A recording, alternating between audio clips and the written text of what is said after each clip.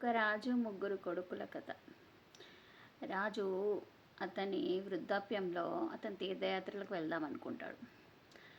వెళ్తూ వెళ్తూ ఒక పరీక్ష పెడదాం అనుకుంటాడు ముగ్గురు కొడుకులకి. ఏం చేస్తాడంటే 3 చిన్న చిన్న రైస్ బియ్యం బస్తాలు ఇస్తాడు రాజు. ఇచ్చి ఏం చెప్తాడంటే 3 3 3 9 కదా. సో 3 3 ఇచ్చేసి నేను ఒక సంవత్సరంలో వస్తాను, మీరు ఈ బియ్యాన్ని ఏ విధంగా భద్రపరుస్తారో నాకు తెలియదు, నేను వచ్చిన తర్వాత నాకు చూపించాలి అని అంటాడు. అయితే ఏం చేస్తారంటండి, మొదటి కొడుకు ఆ బియ్యాన్ని తీసుకెళ్ళి యాజ్ ఇట్ ఈస్గా ఒక పెట్టెలో పెట్టి తాళం వేస్తాడు. రెండో కొడుకు ఏం చేస్తాడంట అంటే వెళ్ళి అతని పొలంలో జస్ట్ అన్ని బియ్యాన్ని నాటేస్తాడు. అంటే పొలంలో వరిని అన్నిటినీ కూడా విసిరేస్తాడు. మూడో కొడుకు ఏం చేస్తాడంటే అతని యొక్క పొలాన్ని మంచిగా నీట్గా రాళ్ళు లేకుండా, మన మనస్సు అయితే ఏ విధంగా ఎటువంటి కల్మషం లేకుండా ఉంటుందో అదేవిధంగా రాళ్ళు లేకుండా రప్పలు లేకుండా ఆ పొలాన్ని నీట్గా క్లీన్ చేసి నాగలితో దున్నించి ఆ యొక్క ధాన్యాన్ని మొలకలుగా ఏర్పరిచి అట్టి మొలకలని ఆ పొలంలో వేస్తాడు. సో 1 year అయిపోయింది. రాజు వచ్చాడు ఊరు నుంచి. తర్వాత చూస్తే మొదటివాడు పెట్టె తెచ్చి చూపిస్తాడంట. మొత్తం అందులో బియ్యం అంతా కుళ్ళిపోయి ఉంటుంది, అంటే పురుగులు పట్టి ఉంటుంది.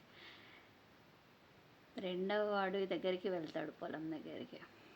వాడి పొలం చూస్తే అక్కడ వేసిన బియ్యము కనపడకుండా, ఎటువంటి మొక్కలు లేకుండా మొత్తం గడ్డి మొక్కలు మొలిచేసి ఆ విధంగా ఉంటుంది అతని పొలం.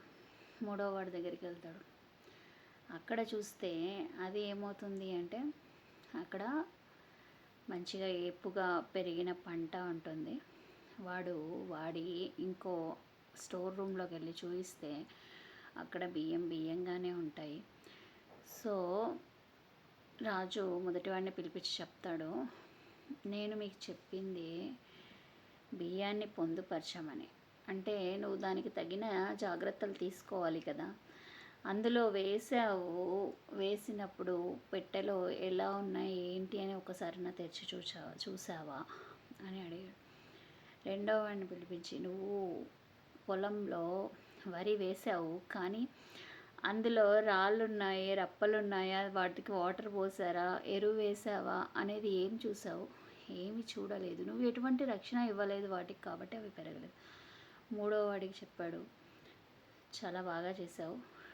అయితే భగవంతుడు మనకు అన్నీ ఇస్తాడంట, అందరికీ ఇచ్చినట్టుగానే అన్నిటినీ ఇస్తాడంట. అయితే ఎవరు ఏ విధంగా దాన్ని యూజ్ చేసుకుంటారు అనేది వాళ్ళ యొక్క ప్రజ్ఞ పాఠవాల మీద ఆధారపడి ఉంటుంది. సో మనం కూడా ఆ మూడోవాడు చేసినట్టుగా మన యొక్క తెలివితేటల్ని, ప్రజ్ఞని, మన యొక్క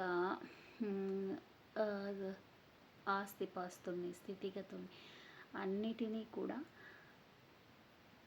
మనకు ఉపయోగపడే విధంగా, అదేవిధంగా అభివృద్ధి చెందే విధంగా ఉంచుకోవడం అనేది మన యొక్క విఘ్నత, మన యొక్క తెలివితేటల మీదనే ఆధారపడి ఉంటుంది.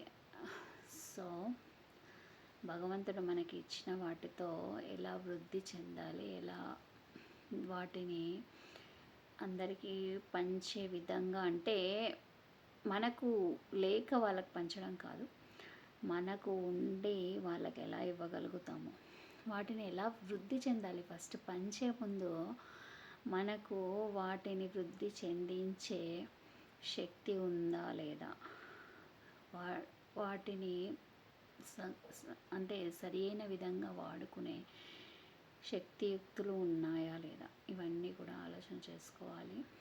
సో రాజు అతని ఆస్తిపాస్తులని మూడో కొడుక్కి అందించాడు.